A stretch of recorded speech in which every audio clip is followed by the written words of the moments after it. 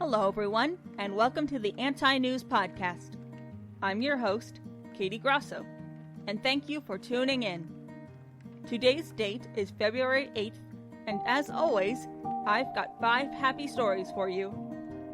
First off, a native tribe wins ownership over their land, a ban on a certain type of netting helps marine life, and one of the largest car manufacturers will be moving on from gasoline. After the music break, the Czech Republic employs man's best friend in sniffing out illness, and a way to detect breast cancer at home is coming out sooner than you think. Did you know that one fully grown tree can make, on average, around 260 pounds of oxygen? It sounds crazy for sure, but trees are a huge source of air. Forests and jungles can also be home to tribes that have been there for generations and consider the area as sacred. However, deforestation can take these lands away, as trees are cut down for cattle ranching, farming, or any other number of reasons, which is why it's important that these areas are not only protected by the people who live there, but by the law as well. In northwest Panama, the Nassau tribe live in small villages, living off of subsistence farming while taking care of the forests they call home. The forest that the small tribe of 3,500 people live in, La Amistad, was designated as a World Heritage Site in 1983 by the United Nations Educational, Scientific, and Cultural Organization. La Amistad is home not only to the Nassau tribe, but also to many different species of animals, such as the resplendent quetzal, which you may have heard of from Mesoamerican myths and legends. Despite being a heritage site and having such a wide variety of wildlife, ranchers and farmers were causing deforestation without any consequences. Fortunately, that's no longer the case, as the Nassau tribe was awarded their Comarca, a semi-autonomous tribal kingship, which grants them a lot more power to protect La Amistad. Now, if people attempt to cut down the forest without permission, they'll have to face the consequences.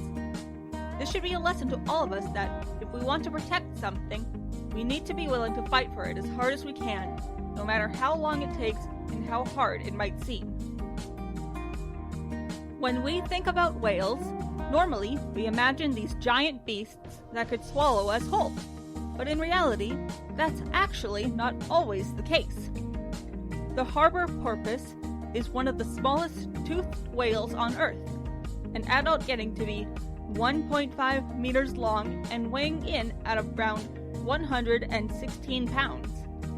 While not endangered, they are very shy species, which makes it hard for biologists to study them. Despite harbor porpoises usually being found near coastal areas, one thing that made them hard to study was that they would get caught in gillnets, like many other marine life, but California has passed the law saying no more. How gillnets work is that the fibers would get caught on the gills of a fish, hence the name, and while this works great for catching fish, unfortunately it was also effective at catching sharks, dolphins, porpoises, otters, and even seabirds.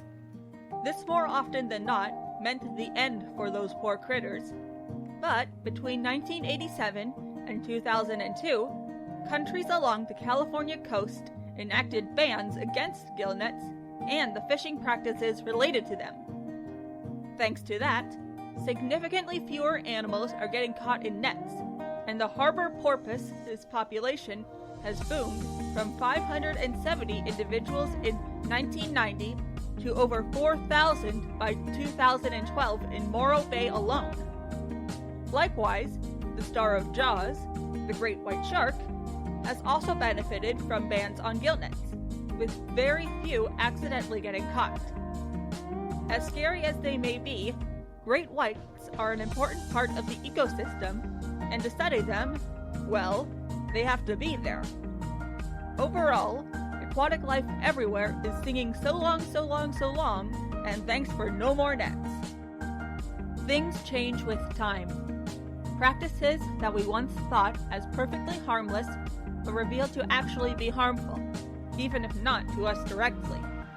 When we learn that something isn't what we thought it was, we shouldn't panic. Take a moment to assess the situation, remove or fix the problem, and take it in stride the best we can. We all make mistakes or mix up facts, but that doesn't mean we can't make things right as long as we try.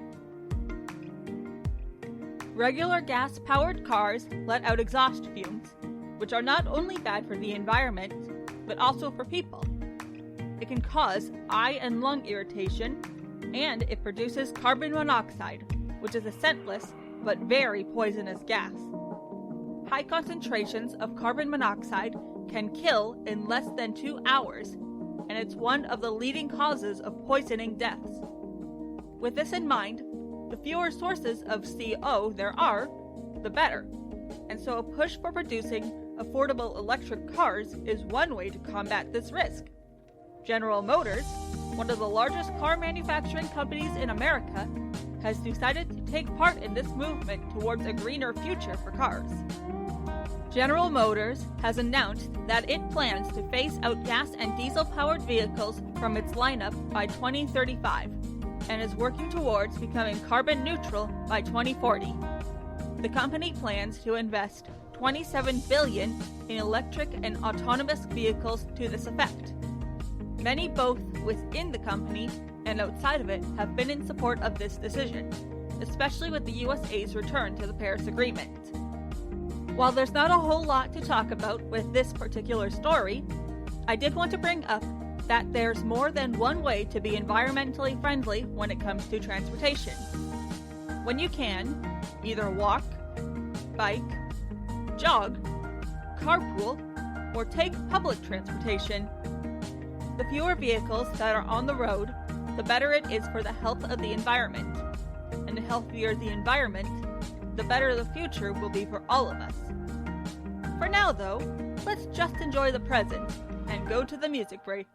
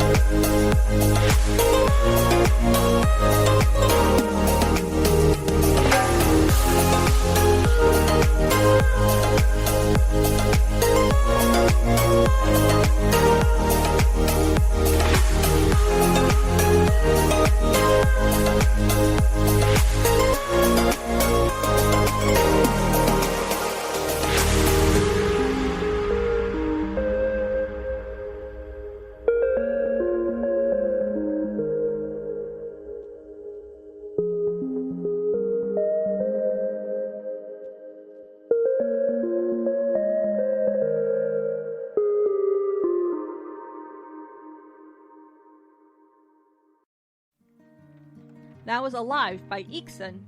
Now, on to our last two stories.